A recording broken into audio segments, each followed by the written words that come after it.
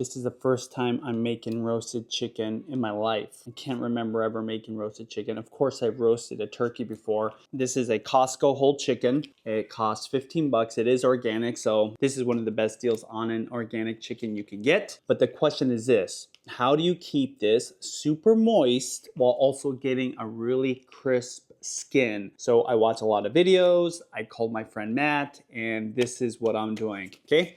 Last night, I took out one of the birds because this comes in a 2-pack, and I created a brine that I let it rest in for, I want to say about 14 hours now. And it's a very simple brine. I added water, salt, honey, and lemon. No herbs. And I just boiled all that. I put the chicken into a container with the extra water and the brine. And guess what? It's been brining now for 14 hours. And here it is right here. Now this is what's gonna keep your chicken moist, supposedly. A lot of chefs recommend brining your chicken. I'm gonna try a different method of roasting this chicken later, so make sure you subscribe if you're into food and love cooking. But I'm gonna take this out and put it back in the fridge. Why? Because one thing I learned from my friend Matt is if you want to get a crispy exterior on any type of meat, especially on chicken, what you want to do is let the skin or the exterior part of your protein be exposed to the cold air in the fridge. So this is what's going to keep it moist, but it's going to go on this rack. Of course, I'm going to drain all the moisture from it, and it's going to go back in the fridge, which is going to cause the exterior to kind of slightly dry out. Now the brine is going to keep the actual meat itself nice and moist, but we want that outside to be very, very crispy. And I've seen some videos where the bird didn't look crispy, and it's a big no-no because we love that crispy skin. So that's what I'm going to do. Put it back in the fridge, and then when I'm done working out, I'm going to cook this in the oven.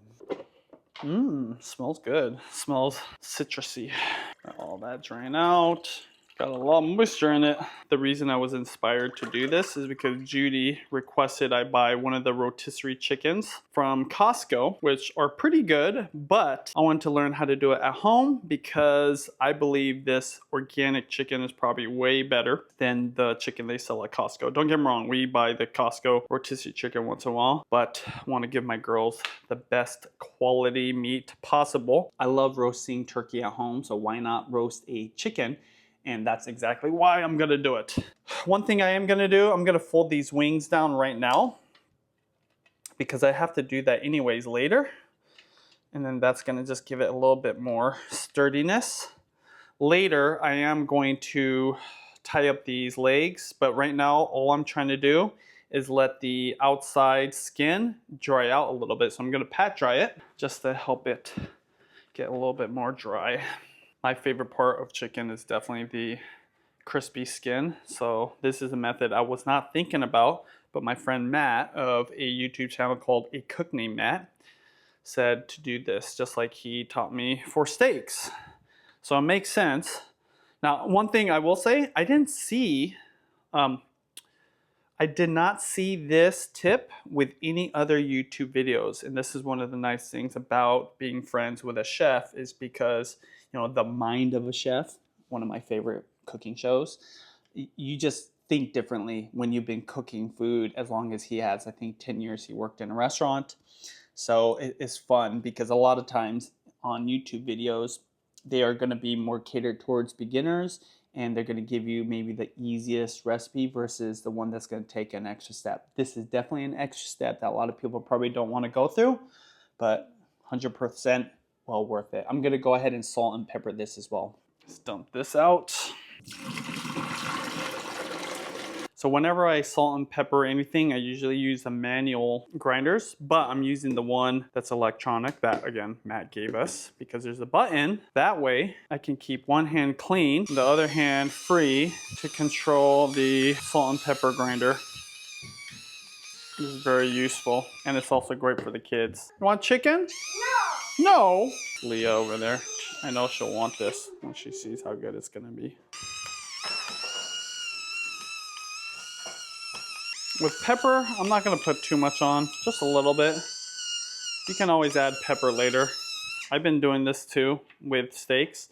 I don't use very much pepper anymore. I just pepper it at the end. sometimes the pepper will burn. I'm gonna put this in the fridge for about 1 to 2 hours. Just let it dry out on the outside a little bit. And after I'm done at the gym, I'm gonna go ahead and roast this.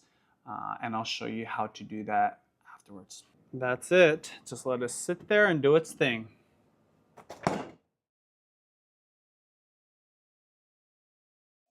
I'm gonna roast this chicken. Been waiting literally all day. First thing I'm gonna do, put it on convection. Oh, might as well use the roast. And I'll do 420. Start. My goal is to get the skin very, very crispy. Matt says I need to rub some kind of fat on it. He said beef tallow would be better. I'm just gonna use avocado oil because that's what I have. It's convenient. And I'm gonna put it on this right here. And I'm not gonna do anything else. One thing I forgot to consider is I brined this. It was salty already, and then I put salt and pepper on the outside. The good thing is I went out of my way to make the brine less salty. So I put way less salt than what the directions said. So I'm not too worried. And if the outside's a little bit extra salty, not a big deal because we all love crispy, crunchy, salty, delicious chicken skin. And then I'm only gonna have this at 425 for about 20 to 25 minutes. I just wanna crisp the outside, then I'm gonna lower the heat so that it continues to cook at a lower temperature until it's up to temp. Avocado oil, just gonna put it all over. I did forget, I need to tie these legs up. I can tell the exterior is nice and dry. This oil is going to really stick on to the surface of the chicken. I'm not too worried about getting it coated 100%, just generally. So normally you would tie these guys right here with some string. I am going to use this method that I found. Just puncture a hole right here. It's really thick. Not too much, just enough so that there's an opening. See that? Woo! Put it right through. That's it. Just like that. And I'm gonna put this one right through as well. There you go. Should hold it. I don't know. It's questionable. Might work just enough. I'm gonna go ahead and move it over here. 420. Gotta be quick. I'm not gonna do anything else to it. Not adding any onions, potatoes, carrots, just straight roasting the chicken. So I'm gonna let that sit in there for about 25 minutes and then I'm going to lower the temperature down to 325 and let it cook for another 30 minutes and put the thermometer in there. Because it was sitting out on the counter for so long, it's almost room temperature right now. Now I wouldn't normally do that if I was cooking for guests, but if it was the girls or Judy, it's no big deal. I am very comfortable with my protein getting up to room temperature. It doesn't bother me. I've literally done that forever, ever since I started cooking. I find that it's easier to cook protein that way, especially if you're trying to get that skin really crispy. It's not cold at all. And so I have seen some videos from some other YouTube chefs where they say that cooking a steak cold or, you know, putting some kind of protein into the oven cold is not a big deal. It's just all depends on how you cook it and are you temping your meat. So I'm gonna have a thermometer, which I've got right here. This is one that I got from a pork sponsorship, but it works the same as any other. The safe temp for chicken can be anywhere between 165 and 185, depending on who you're learning from, who is cooking it. I'm just gonna get it up to 160 because when I pull it out, it is gonna get up to a higher temperature. It's just the nature of cooking a whole bird. Same thing for a roast beef. So anyways, gonna wait for the timer and then lower the heat. All right, it's been 20 minutes. Put it on the bake convection, 325. Set another timer for 30 minutes. Boom. Then I'll check the temp here in a second. I'm so tempted to open this up, but I want to keep the heat in there. But it smells amazing right now. It smells like chicken, roasted chicken. It's been 45 minutes since I put the chicken in the oven. Oh, baby. Let's go ahead and temp the breast first. Very careful here. Oh my gosh, yeah. It's getting there pretty quick, actually. 126 right there. I'm gonna do the thickest part of the thigh. It's getting there. Definitely not there yet, but crispy skin. It won't take much longer though, I'll tell you that. I'm gonna just check it a little bit early. Oh yeah. Oh my gosh. And that's hot. That's very, very hot.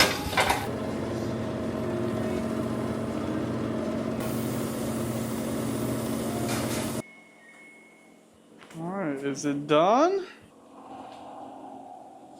Does that look done? It looks pretty good. It smells like rotisserie chicken. Yeah, it does, right? I think it smells better. I wonder if they brine the chicken at Costco. Very important to always temp your chicken. Try temping it in different spots. No. Yep. Yep. Yep. Ooh, exactly 160. That's good. There's parts that are not done yet, actually. Call it 6 minutes and it's good to go. Okay. Go ahead and try this bird. Woo, that's hot. Probably should let it rest a little longer. It's been resting for about 15 minutes now. Looks amazing. Okay, so I am gonna let most of the bird rest for a while, but I'm gonna try some of the smaller pieces because I love the wings. Ay. Should probably wear gloves on this part. Okay, the wing. Let's try the flavor. The wing is definitely almost always overcooked. I mean, there's no getting around it. You like it overcooked? My gosh! Do you think it will taste like chicken? Mm-hmm. That's what I'm saying. It's salty, which is what you want, obviously. Mm-hmm. That is better than Costco because I made it. But it legit is a very good flavor. Isn't it only $20 at Costco? Oh, less than that. How much? $10? I think it's $8 or something like that. But for the whole chicken. For the whole chicken, yeah. But this was more because it's organic. I'm eating just the bits and pieces that I can rip off. The sauce. It's just fat. Oh no. Chicken fat. Chicken fat, arguably, is the most tasty of all the animal fats. Now the real question is, what does Judy think? So Mia insisted I cut off the chunk of white meat, the breast part. So we're gonna try a little taste test. You don't like the skin? No. The skin is the best part. What's wrong with these kids? Oh my gosh. Question is the breast moist? Typically, the white meat is overcooked. It's just pure protein goodness here. Oh my gosh, I can't wait till Judy tries this. Oh my gosh. You know, a little extra flaky salt on this wouldn't hurt. And how fitting, Uncle Matt's golden flaky salt from Spiceology. Some right here. I like these parts. Okay, my sorry. Chicken. A little bit of flaky salt on there. I like it under this. Like you see the skin, I like that part. It was a win with Mia, so it was a win with me. Judy said she's full, she brushed her teeth, so she'll try tomorrow. I'd say for my first roasted chicken, I'm very happy with the results. So me and Mia ate half of it. What I'm gonna do with the rest, I'm just gonna put it into this little glass container. Tomorrow, maybe make some sandwiches with it, eat it with rice. Woo! The skin was not as crispy as I'd like it, but still delicious. Chicken thighs were cooked all the way through, which is a nice bonus. I was afraid that it wouldn't be cooked all the way through. Some of the liquid was slightly pink, but there was no blood. That's what you want. You want the juices to run clear, at least that's my standard. Here's a chicken thigh. See what I mean? I'm okay with it being somewhat pink side, as long as there's no blood. I'm personally a thigh guy.